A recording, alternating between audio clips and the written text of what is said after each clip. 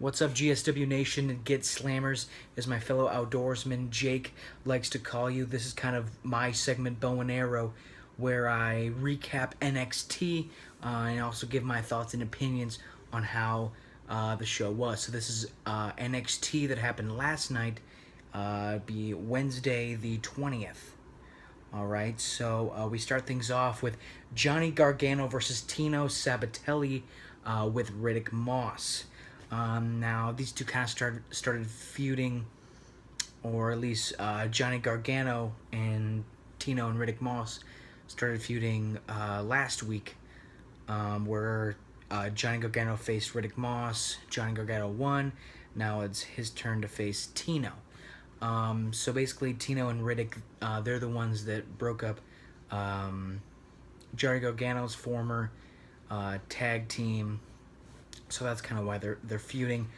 During the match, Tino was yelling at Johnny that he is not on their level. Pretty decent match. Johnny Gargano wins in awesome fashion. He did this super kick to the face. He kind of flipped around Tino's body and eventually got into the Gargano escape, which was it was really cool. Johnny Gargano, or Johnny Wrestling as people like to call him, he is a super talented guy, and I'm really excited to see where his career is going to go. So I really like him. After that, they had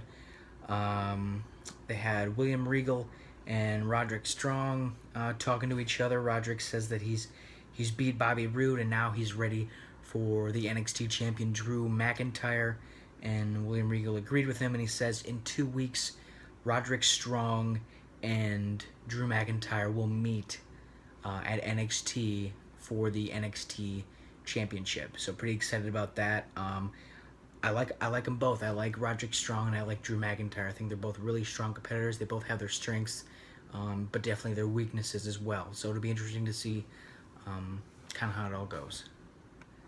Let's see. After that, we had Sonya Deville promo. She says that now that Asuka's gone, she believes it's her turn to step up and take the NXT Women's Championship. She says Asuka knew that Asuka knew that if they stepped in the ring together, that Sonya would have the belt instead of Asuka. After that, we had Lacey Evans versus Bianca Belair. Both of these women were featured in the Mae Young Classic. Now, I haven't had a chance to watch the whole Mae Young Classic. I'm still trying to finish up the first round, so I'm still pretty early in the Mae Young Classic, but I'm excited to see these women involved in that, but plus now they're on NXT, so that's great. Let's see. I mean, have you seen Bianca Belair's hair? Oh my gosh, even tied up, this thing is like, down to her thighs. It's crazy. Yeah, I thought the hair was gonna be a problem, but she actually used it to her advantage. At one point, she whipped Lacey Evans with it, and I wasn't sure if that was legal, but apparently it is. Also have to throw a shout out to Lacey Evans. She did a nice Bronco Buster, tribute to X-Pac there. Bianca ended up winning with a reverse powerbomb. It was a really great match, and I feel like both of these women showed great potential, and I'm excited to see kind of their next matches and see where they go. After that, we had Aleister Black. He had a little bit of a promo going on. He's coming off a victory from NXT TakeOver Brooklyn 3 against Hideo Itami. He says he puts all of his experiences on his skin in the form of scars, and those scars he's talking about is all of his tattoos. Kind of interesting there. He says his journey in NXT is far from done, and then the Velveteen Dream comes out. Now, I've got mixed feelings about the Velveteen Dream. I kind of like his character, but at the same time, I'm not really sure what they're trying to do with him. If they're trying to do like a Gold Dust 2, or what they're trying to do. So I'm interested to see how this is going to go. Velveteen Dream says that everything that fades to black must come with the light, and of course, he's talking about Aleister Black.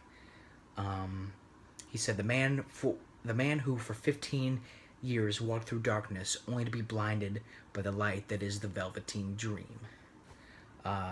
He also said that Aleister is afraid of emotion, and Aleister kind of, at that point, had enough of it. kicks the microphone out of the Dream's hand, and the Dream leaves in his own kind of little fashion.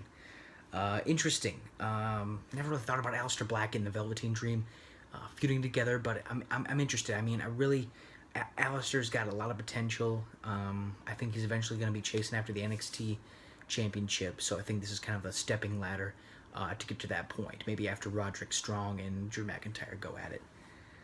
After that, we had a Dakota Kai promo. She's also one of the women in the Mae Young Classic that I still haven't got to kind of see in that part yet. She says that she's not afraid of kicking heads in order to get what's hers.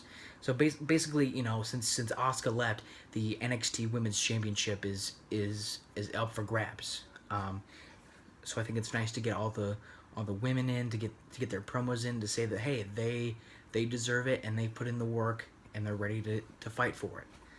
After that, we had No Way Jose versus Lars Sullivan. These two have been kind of going at it for the past few weeks. No Way Jose, I love the guy, love the character. He's awesome. Lars Sullivan, just over the past few weeks, I don't really know much about him, but he's a big, strong guy. He's an animal. Easy. He's a big, strong guy. Lars Sullivan won in spectacular fashion. I thought it was going to be kind of a closer match, but no, he beat No Way Jose pretty easily. I was pretty impressed. I felt like No Way Jose could barely get any offense in, which is really surprising. He's usually pretty, for his size, he's usually pretty quick and fast-paced. Lars Sullivan had a nice diving headbutt. I really liked that. After that was the main event, Tyler Bate and Trent Seven versus Bobby Fish, Kyle O'Reilly, and Adam Cole. Now, Bobby Fish, Kyle O'Reilly, and Adam Cole have kind of been attacking people these past few weeks and you know, causing a lot of trouble. So I was excited to see them actually, instead of just attack people and run away, to actually get in the ring and fight. And they did. Wow, did they impress me? First of all, so this group, I don't think they said it on NXT, but I kind of read online a little bit that they're being called the group. So Bobby Fish, Kyle O'Reilly, and Adam Cole, they're being called the Undisputed Era. Not sure what that means. I'm not sure where they got that, but that's what they're kind of being called.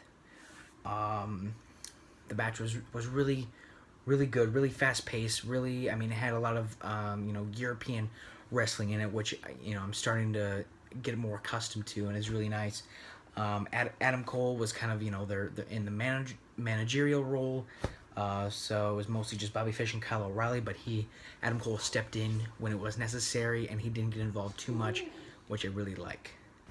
It was a really great match. Honestly, it's probably, if you haven't seen this match, please go on WWE Network or find some way to watch it, because as it stands right now, this tag team match, the main event last night, one of my favorite NXT matches I've seen so far.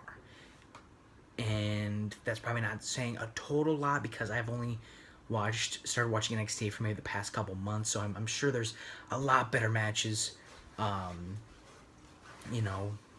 years prior, but I'm telling you right now, if you've got nothing to do today, definitely take a look at this match that happened last night. It was really awesome. Let's see. Anyway, Bobby Fish and Kyle O'Reilly ended up winning.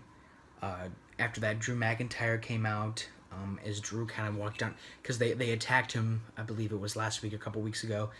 As Drew gets in the ring, they all leave. It looks like that, looked like that was the end of the show, but all of a sudden, Sanity comes out of nowhere, and they start beating up the Undisputed Era. So now Drew McIntyre's pissed off at the Undisputed the Undisputed Era.